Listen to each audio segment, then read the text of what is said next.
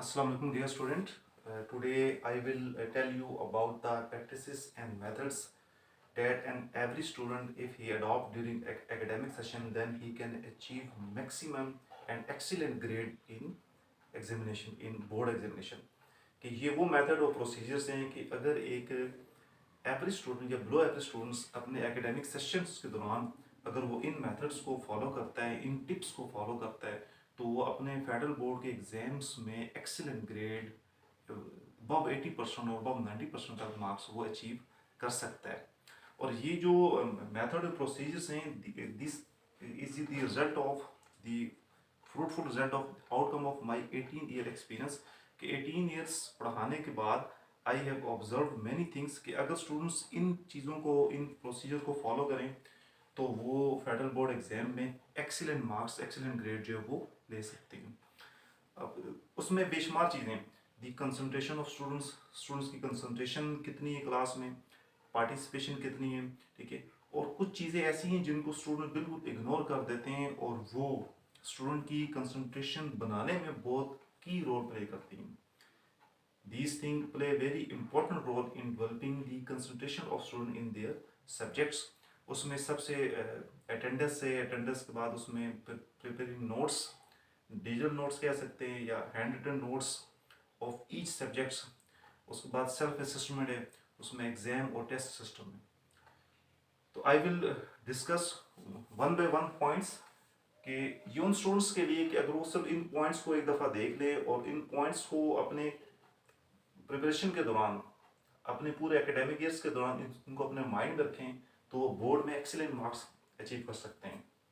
उसमें फर्स्ट है regular attendance, second है focus and concentration on top topic in classroom, third है avoid bad company, fourth है prepare notes for each subject, physics, math, computer science, chemistry etcetera.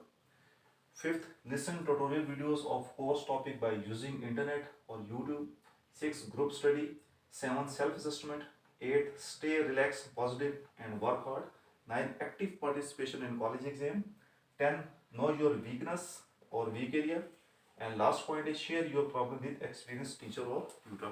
Now come to the first point, regular attendance. This is very necessary for a student because the teacher have a lot of experience and lot of knowledge to share in the class, and student should active participate in the class. He or she should ask the question, and in this way the teacher can deliver him the extra knowledge।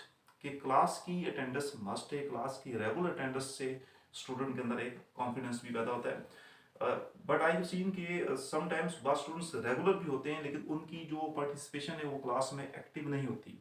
वो class में आ तो जाते हैं किसी वजह से, specially एफएफएससी के student, FCS के स्टूडेंट, वो क्लास में आ तो जाते हैं लेकिन वो क्लास में उनकी पार्टिसिपेशन जो है ना, वो कंसंट्रेशन वो टॉपिक्स के ऊपर नहीं होती, बल्कि वो या चैट में या गपशप में या ऐसी एक्टिविटीज़ में इन्वॉल्व हो जाते हैं, इरिटेटिंग करना शुरू कर देते हैं टीचर्स को, स्टूडेंट्स को, कि जिसकी वजह से कि उनके रेगुलर होने का उनकी स्टडी के ऊपर, उनकी ग्रेडिंग के ऊपर कोई फर्क नहीं पड़ता। Second है focus and concentration on top topic in classroom. Do questioning with your teacher, show interest in topic, take extra information or tips about it.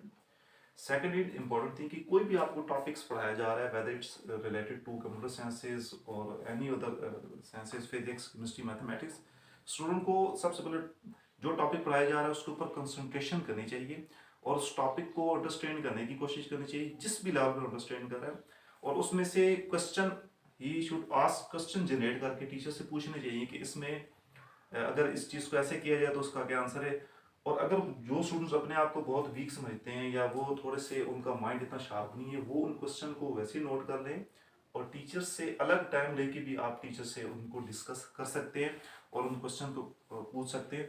लेकिन उसके लिए फर्स्ट है कि आप खुद भी रेगुलर हों और जो कंसंट्रेशन है स्टूडेंट्स की वो भी अपने स्टडी के ऊपर, अपने सब्जेक्ट के ऊपर मैक्सिमम हो।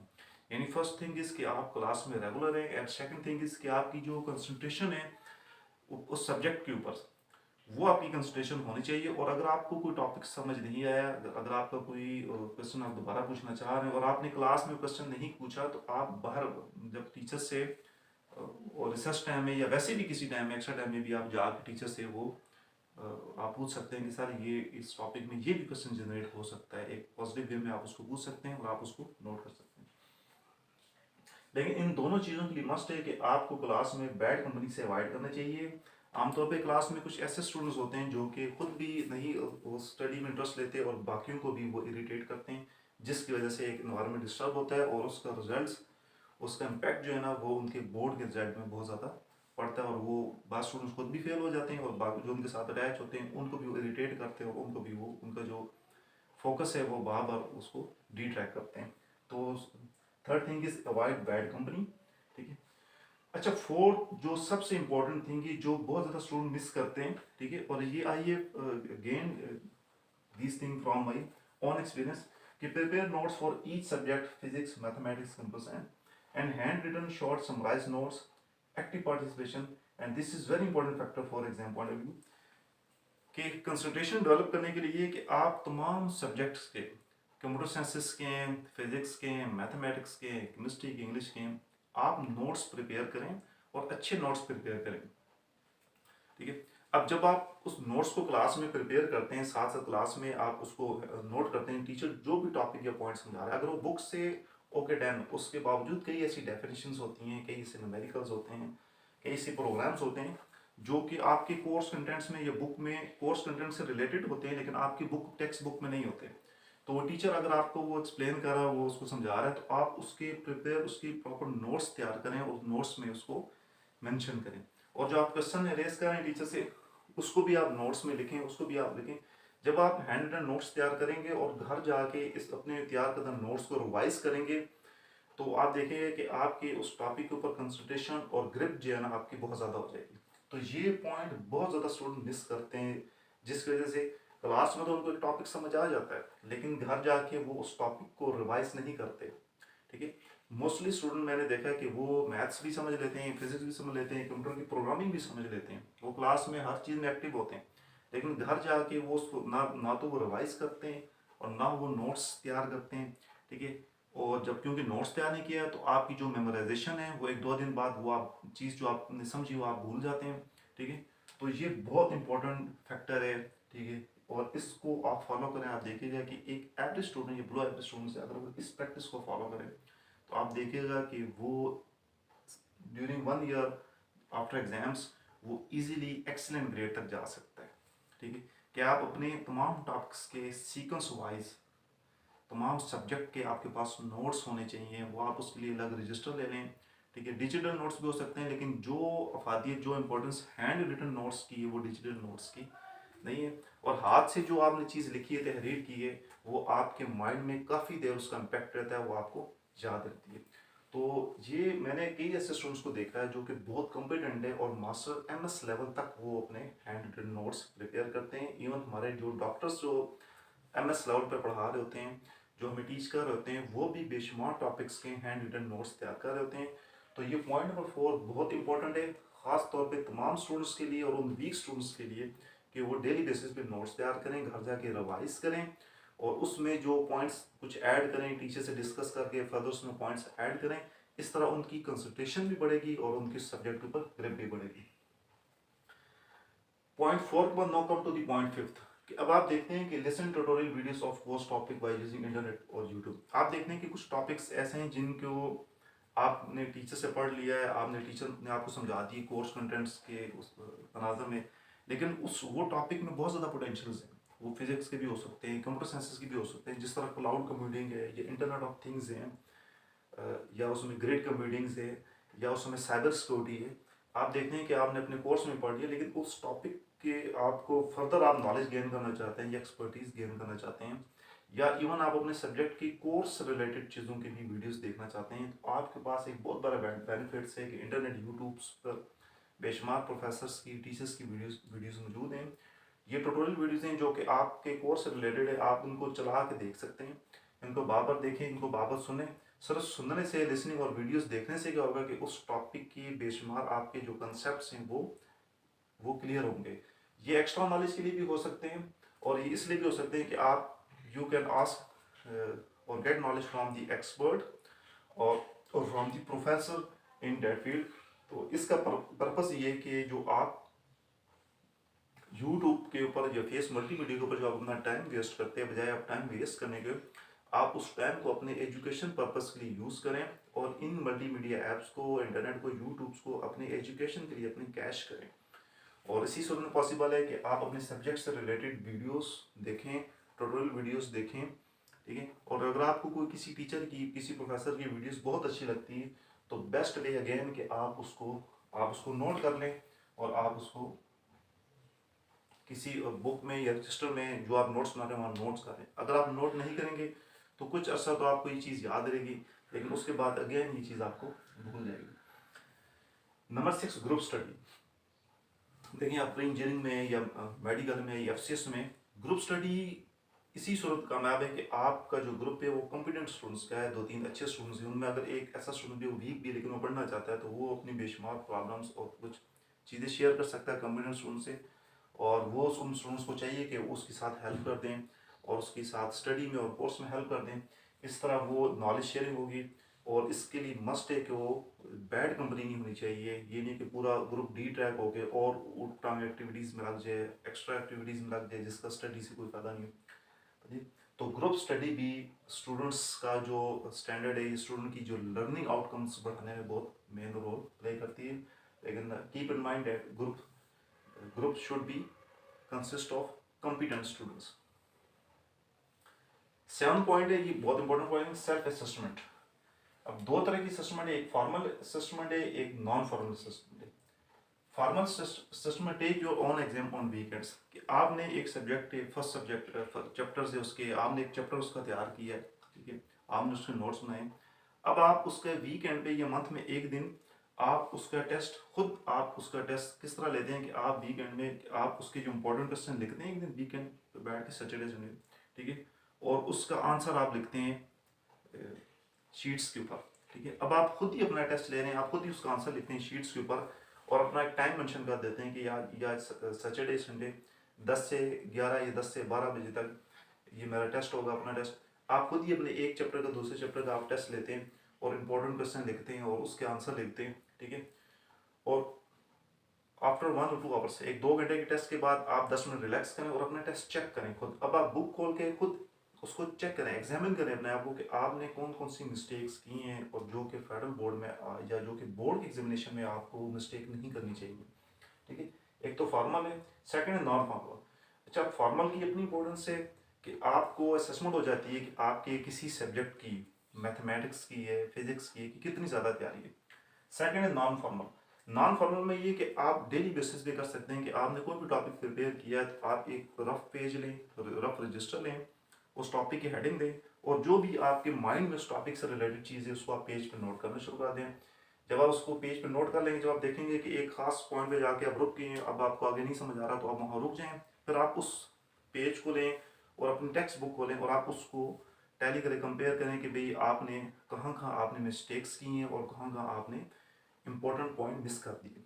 जब फर्स्ट टाइम आप ये प्रैक्टिस करेंगे तो आप देखेंगे जो इंपॉर्टेंट पॉइंट आपने मिस किए थे अब वो आपके माइंड में आ जाएंगे और नेक्स्ट टाइम जब भी आप वो टेस्ट दोबारा देंगे या जब भी वो आप टेस्ट दोबारा बोर्ड पे में भी देंगे तो आप वो इंपॉर्टेंट पॉइंट दोबारा वो मिस नहीं करेंगे, ठीक है।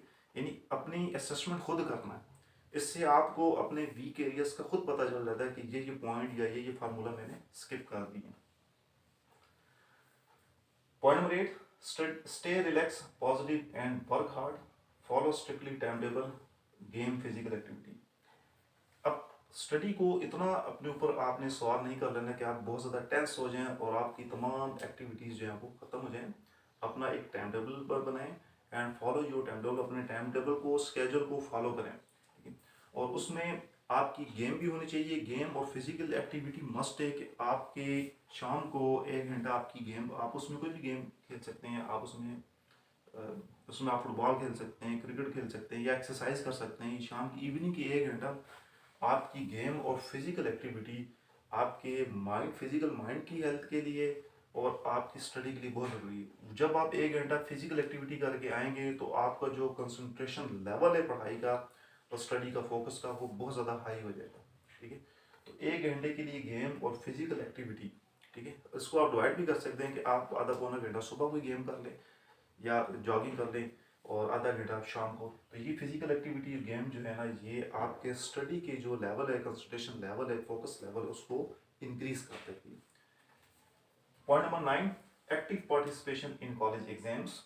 कि कॉलेज और इंस्टीट्यूशन जो एग्जाम्स कंडक्ट करें, जो टेस्ट सीरीज कंडक्ट करें, उसमें जितना भी कोर्स है उसमें आप एक्टिव पार्टिसिपेट करें, और जितनी आप अपनी कैपेबिलिटी से आप अपनी तैयारी कर सकते हैं उसमें आप उसमें पार्टिसिपेट करें, पेपर को अटेम्प्ट करें, और उसका जो फीडबैक, उसका जो आउटकम्स है उसका एनालिसिस करें।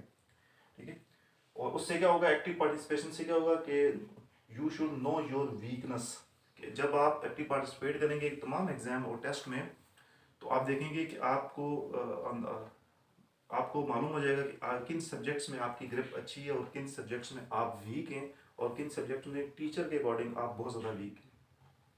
ठीक है। तो I have seen that students के मोस्टली स्टूडेंट्स जो है ना, वो एग्जाम्स में और टेस्ट सीरीज में ज़्यादा एक्टिव पार्टिसिपेट नहीं करते। एक्टिव पार्टिसिपेट करते हैं मगर they don't prepare for exams, they don't take it seriously. ठीक है। वो इसको सीरियस नहीं लेते। कई दफ़ा वो ट्यूशन जा रहे होते हैं या वही समझते हैं कि जी पेपर्स के दिनों में हम थोड़ी तैयारी करके मार्क्स ले लेंगे, इस तरह फिर वो एक्सीलेंट ग्रेड नहीं ले सकते। जो एग्जाम्स कंडक्ट किए जा रहे हैं, जो टेस्ट कंडक्ट किए जा रहे हैं, उसमें एक्टिव पार्टिसिपेट करें, अपने वीक एरियाज को आइडेंटिफाई करें और टीचर्स से उसके ऊपर डिस्कशन करें। जो टीचर्स आप हैं उनसे डिस्कस करें कि यार हमारे वीक एरियाज हैं, इनको हम कैसे इम्प्रूव कर सकते हैं। And the last thing is share your problems with experience teacher और tutor and follow their suggestion. इन तमाम चीज़ों के बाद, नोट्स तैयार करने के बाद, आप वीडियोस देखने के बाद, सेल्फ असेसमेंट करने के बाद, और एग्जाम की पार्टिसिपेशन करने के बाद भी अगर आप देखते हैं कि कुछ सब्जेक्ट्स पे आपकी ग्रिप नहीं है, या कुछ सब्जेक्ट्स में आप प्रॉब्लम्स क्रिएट हो रहा है, या आप चीज़ नहीं कर पा रहे, या आप इन तमाम चीज़ों को फॉलो नहीं मैनेज नहीं कर पा रहे, तो जो एक्सपीरियंस टीचर हैं या ट्यूटर है, आप उनके पास बैठें और उनसे अपना सारा स्केड्यूल सेट करें कि मैं कैसे इस सब्जेक्ट को कैसे इम्प्रूव कर सकता हूँ, या मैं कैसे अपनी आप को इस सब्जेक्ट में फर्दर में एक्सीलेंस लेवल तक जा सकता हूँ। और जो टीचर्स की जो सजेशन है उसको आप ज़रूर कंसिडर करें। याद रखें, जो एक्सपीरियंस टीचर आपको एक सजेशन देते हैं एग्जाम पॉइंट ऑफ व्यू से, तो उसको ज़रूर आप कंसिडर करें। ठीक है। क्योंकि पेपर में knowledge is different things and to achieve the excellent marks in examination is different thing. ये हो सकता है कि आपके पास नॉलेज बहुत ज़्यादा हो लेकिन आपके अंदर वो स्किल नहीं हो, वो आप टेक्निक्स नहीं हो कि आप बोर्ड में एक्सीलेंट मार्क्स ले सकें। तो एक्सीलेंट मार्क्स अचीव करने के लिए नॉलेज के साथ कुछ टेक्निक्स को आपको फॉलो करना पड़ता है, वरना आप मार्क्स एक्सीलेंट नहीं ले सकते। और उनमें सबसे जो बेस्ट टेक्निक है, जो कि बिलो एवरेज स्टूडेंट्स के लिए, कि जितने ज़्यादा वो टॉपिक्स को लिखेंगे, राइटिंग जितनी उसको बार बार टेस्ट देंगे, जितना उस टॉपिक्स को लिखेंगे, रिवाइज करेंगे बार बार पेज के ऊपर, हैंड रिटन में आपका फोकस पूरा उस चीज़ के ऊपर होता है जो आप हाथ से लिख रहे होते हैं। ठीक है। जितना आप उसको लिखेंगे, फिर आप उसको बुक से टैली करेंगे, अगेन आप उसको करेक्ट करके लिखेंगे, फिर बुक से टैली करेंगे। जितनी आपकी राइटिंग प्रैक्टिस और टेस्ट्स की रिवीजन प्रैक्टिस होगी जितनी, उतनी ज़्यादा ये चीज़ें आपके माइंड में रहेंगी, और जब आप बोर्ड का पेपर अटेम्प्ट करने जाएंगे तो आप इन तमाम चीज़ों को इजीली टू दी पॉइंट्स वहाँ पे अच्छे तरीके से रिप्रेजेंट कर सकेंगे। ठीक है। अब जो students that don't follow these practices, that don't prepare their notes at home, कि वो स्टूडेंट्स जो कि सिर्फ क्लास में रेगुलर अटेंड तो कर लेते हैं लेकिन उनकी कंसंट्रेशन नहीं होती, और अगर उनकी कंसंट्रेशन फुल है भी तो वो घर जाके उसको रिवाइज नहीं करते, वो नोट्स प्रिपेयर नहीं करते, तो उसका रिजल्ट क्या होगा कि 2-3 दिन बाद वो जो टॉपिक समझ आया हुआ वो भूल जाएंगे। ठीक है। उन्होंने उसकी प्रैक्टिस भी नहीं की हुई, उसके नोट्स भी प्रिपेयर नहीं किए हुए, तो पेपर के लिहाज से उनकी जो प्रिपरेशन है वो उस लेवल की नहीं होगी, और अगर वो बिलो एवरेज है या एवरेज है तो वो एवरेज रिजल्ट ही देंगे। अब द क्वेश्चन इज के नोट्स क्यों ज़रूरी है। बुक में जब चीज़ लिखी, ओके, आपके टॉपिक्स बुक में लिखें, लेकिन जब आप उसकी डेफिनेशन बुक से लिखते हैं, या उसकी डेफिनेशन आपको टीचर को बहुत अच्छी डेफिनेशन बता देता है, या इंटरनेट के ऊपर उसकी बहुत बेहतरीन आपको एक डेफिनेशन मिल जाती है, उसको फार्मूला मिल जाता है, जब आप उसको मेंशन करते हैं तो आप ये सारी चीज़ें आपके माइंड में होती हैं। जब आप उसको पेपर में प्रेजेंट करते हैं, ठीक है, और एक्सीलेंट में प्रेजेंट करते हैं, तो डेफिनेटली आपका जो ग्रेड है वो एक्सीलेंट लेवल के ऊपर चला जाता है। ठीक है। इंस्टेड बजाय इसके कि आप लास्ट डे पे सब आप बुक देखें और बुक में से कुछ चीज़ें मेमोराइज करें, आप अपने नोट्स प्रिपेयर करें साथ साथ, और पेपर में उन्हीं नोट्स से आप उसमें देखें कि उसमें कोई चीज़ आपकी कोई इंपॉर्टेंट फैक्टर कोई इंपॉर्टेंट पॉइंट आपका मिस ना हो, और पेपर में इन्हीं प्रैक्टिसेस को फॉलो करते हैं आप इजीली एक्सीलेंट और मैक्सिमम ग्रेड हासिल कर सकते हैं। I have observe in in our class वाला के हमारे एमएस के क्लास वाला थे जिनके नोट्स जो थे वो अच्छे प्रिपेयर थे। नोट्स आपके डिजिटल नोट्स भी हो सकते हैं और hand written notes, but at FCS or FSC level, I will prefer to the handwritten notes because it increase the concentration level of the students in classroom as well as in home. Keep in mind and remember that if you concentrate on taught topic and revise it at home on daily basis by writing it on a register or by revising it in sitting at home, कि अगर आप topics को साथ साथ revise करते हैं तो it is very easily to achieve maximum marks excellent grading in college examination system as well as in board examination system. These methods are for all students whether they belong to matric students, whether they are FA, FSCS or FSC students.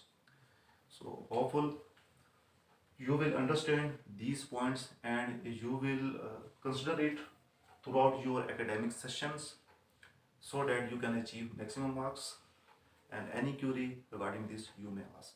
Thank you. Allah.